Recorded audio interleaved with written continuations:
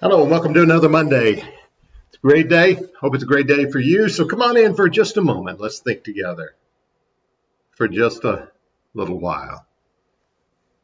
Do you ever think of what a precious gift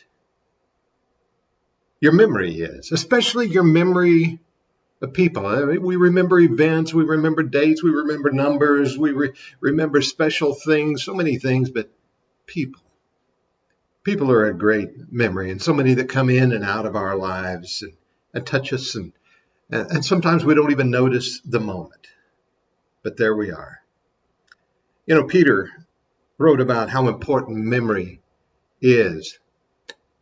Second Peter chapter 1, he wrote in verse 13 and through 15. He said, "Yes, I think it is right as long as I am in this tent to stir you up by reminding you, knowing that shortly I must put off my tent, just as our Lord Jesus Christ showed me. Moreover, I will be careful to ensure that you always have a reminder of these things after my decease." Memory. How could you forget somebody like Peter and all the things that he taught and did and the life that he lived? Quite special. And probably you've got a vast number of people in your memory stored up in that cloud of memory that you've got. The people who have touched your life and been in it, and we don't always think about them, but they're there.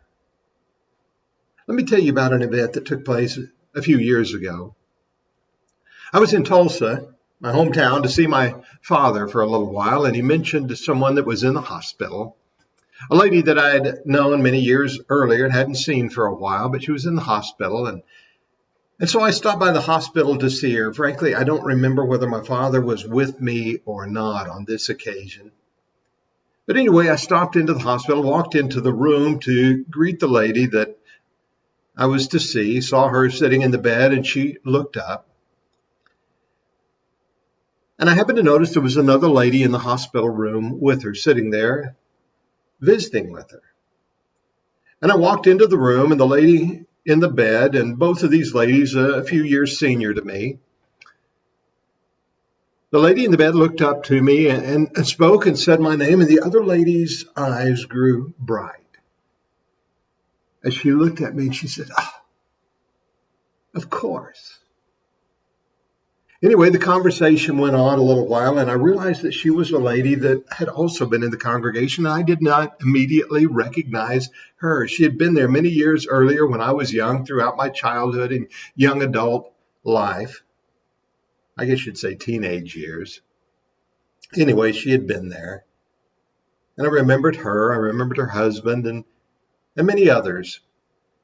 But as we entered into our conversation, I realized and remembered that some time ago that her marriage had gone sour and broken up, and that her ex-husband, her former husband, had passed away, and I'd learned that and on that occasion, right then, I learned that she had remarried.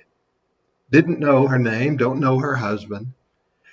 And as I said, I did not immediately recognize her. But as the three of us talked for just a few moments, many things flooded back to mind, and that cloud of memory and people just flooded me as she began to talk. And the thing that struck me and caught my attention is she said, I have so many fond memories. She said, I have so many fond memories of you and your family and people of that time.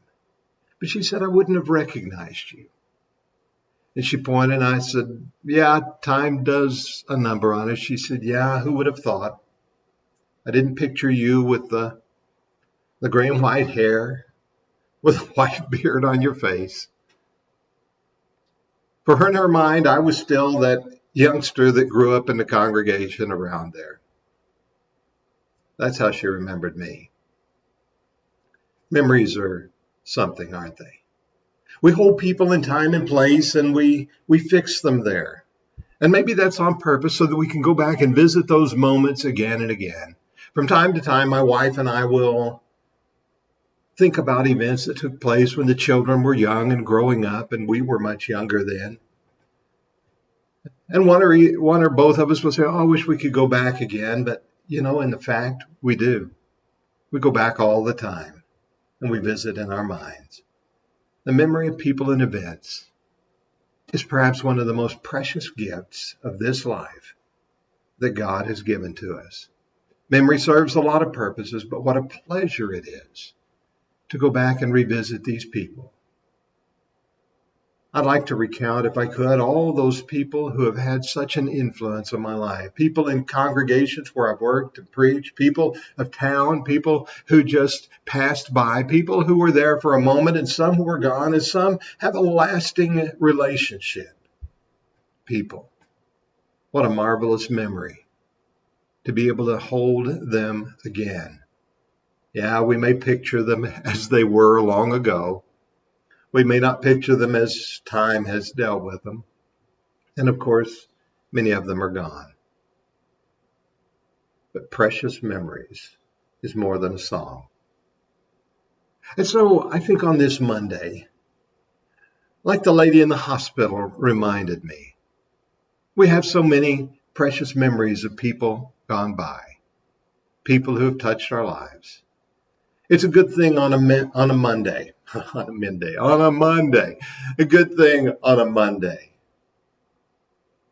to stop and remember. One of the greatest gifts God has given to us, as I said, in this life is the ability to reflect and remember and hold in memory people, precious people. Let today be a day of memory for you.